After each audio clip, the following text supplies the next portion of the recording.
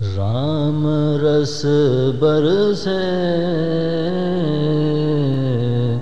राम रस बरसे. We get joy, our eyes get closed, and we just experience ourselves. So this I of everyone is of the nature of pure existence, pure consciousness, pure life, blissful life.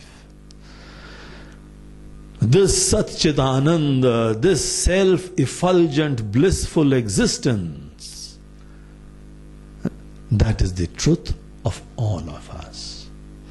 We need to appreciate this fact that I am basically Satchidananda. I'm not this body, I'm not this intellect, I'm not this mind.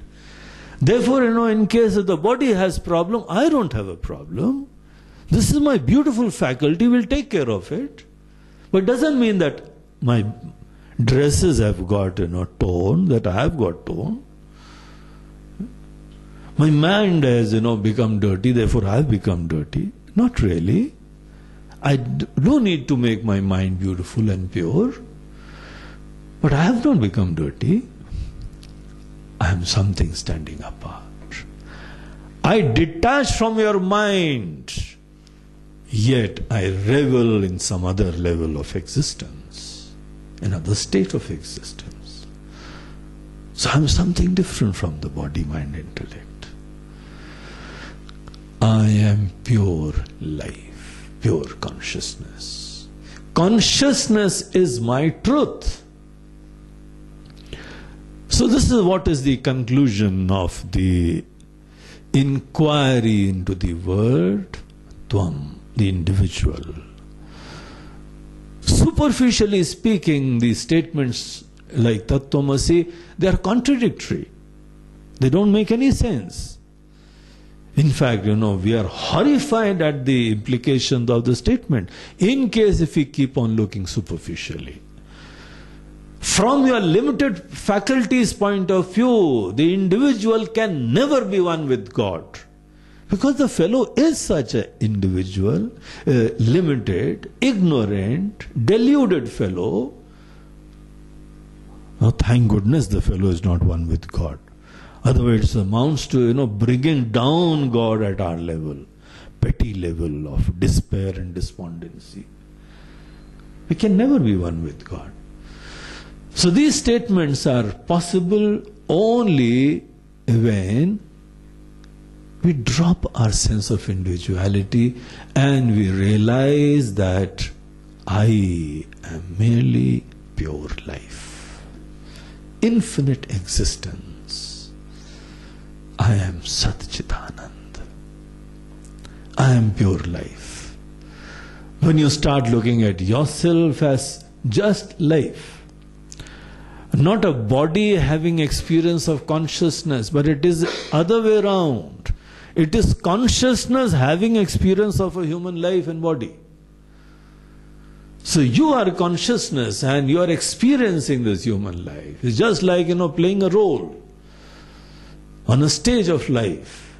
You can take up any role. This role of a human being on the stage of life is something apart from you, and you have the freedom to take, you have freedom to give. You can drop this role altogether. You are free not to take yourself as an individual at all. You can as well take yourself as pure existence, embracing everything in the world. Pure life, which is manifesting through everything in this world. You are that. So these statements start making sense only when, we inquire into ourselves and realize that I am not this faculty, I am not this mind. I am that Satchidananda. So on one hand, you need to go into this, the truth of individual. And on the other hand, you also need to go into the truth of your beloved God. The one you have been worshipping so far. The one whose benevolence and compassion you have been experiencing so far. You are so gratified at the showering blessing on you. Who is God? Does the word God mean the one who has this intelligence, the power, the omniscience, the omnipotence?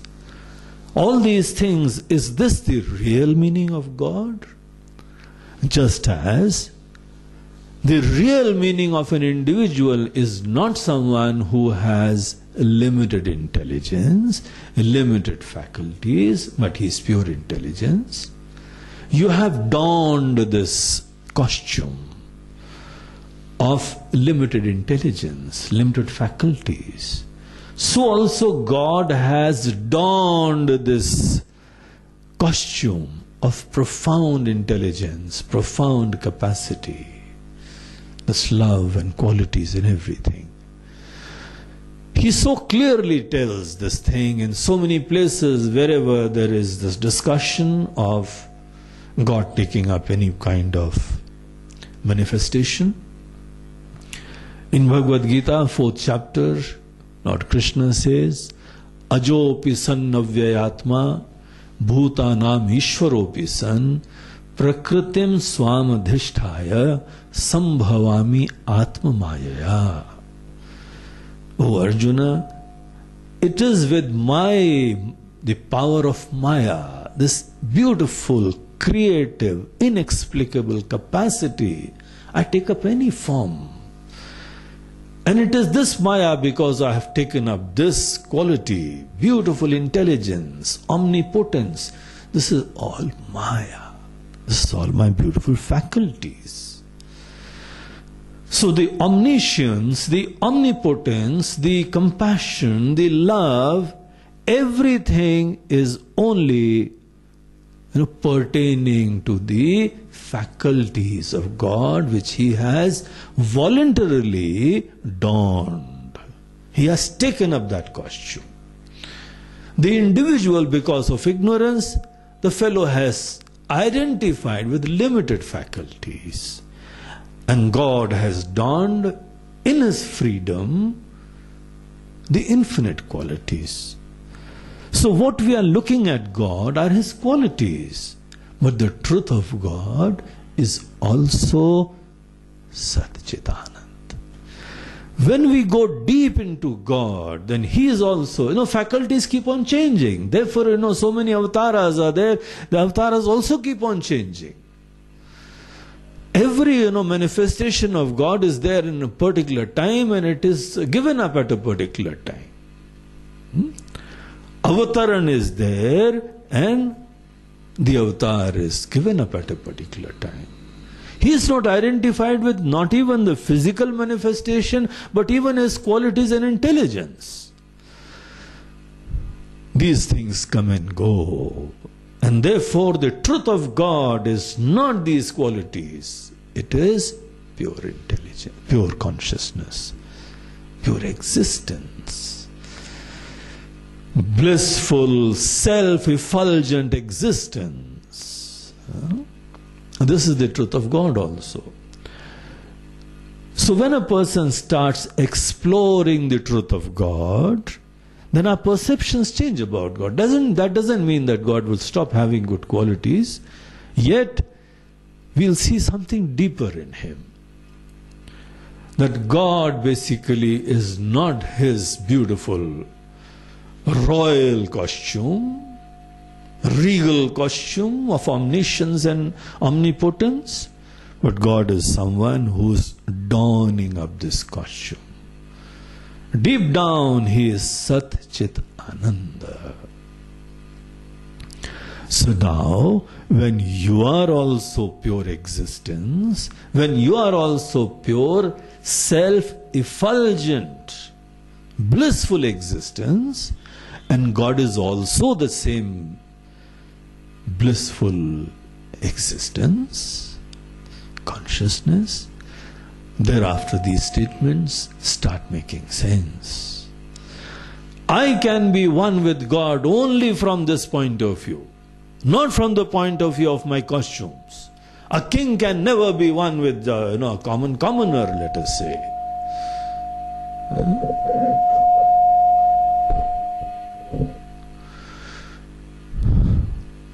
King is a king with all the kind of royal, capacities, prosperity, comforts, which are not there in a commoner.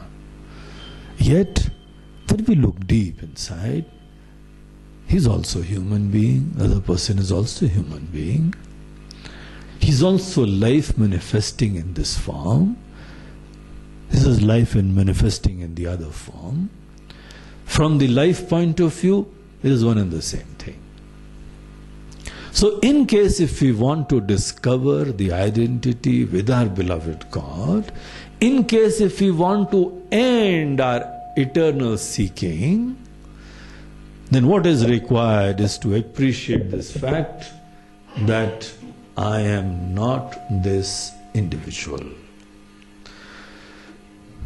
The eternal, endless transmigration, the samsara, is only from the point of view of an individual. Samsara, the endless seeking, the so-called transmigration, is not from the point of view of consciousness. Consciousness, because it is all pervasive, it doesn't go from here to there. A person who thinks that, I've got to go from here to there, that person is taking oneself to be a limited fellow. And the moment you take yourself to be a limited fellow, you are compelled, you are bound to seek all the time, eternally. So he reveals the whole secret of this statement of Tattvamasi.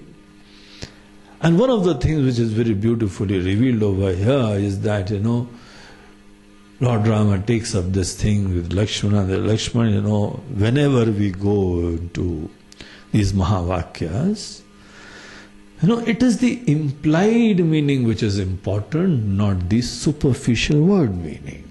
Superficially, they are different. Word meaning, it only indicates that superficial perceptions. But we need to appreciate the implied meaning, the deeper meaning, the truth of everyone. And there are systems of appreciating the implied meaning. He says basically there are three kind of ways in which we appreciate the implied meaning. They are called as Jahad Lakshana, Ajahad Lakshana and Bhagatyaga Lakshana. Jahad Lakshana is that kind of appreciation of implied meaning where we completely negate the word meaning and then appreciate the nearest possible logical meaning. Like a person says that I am living on the beach. I am living in the sea rather. As a person who is saying I am living in the sea itself. That doesn't mean the person is, floating there on a boat all the time.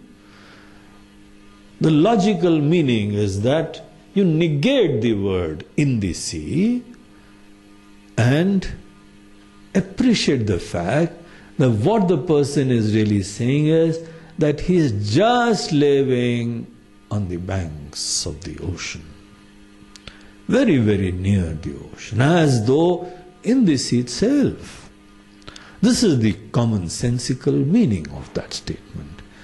We are using this so many times, and that is the nature of this first implication.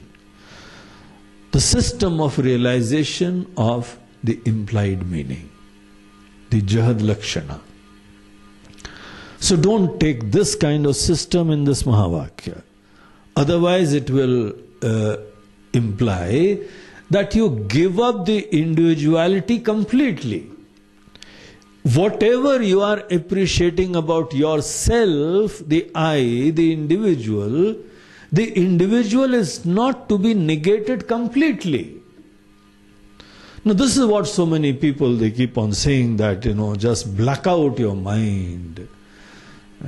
Negate all the thoughts whatsoever. Negate the ego completely.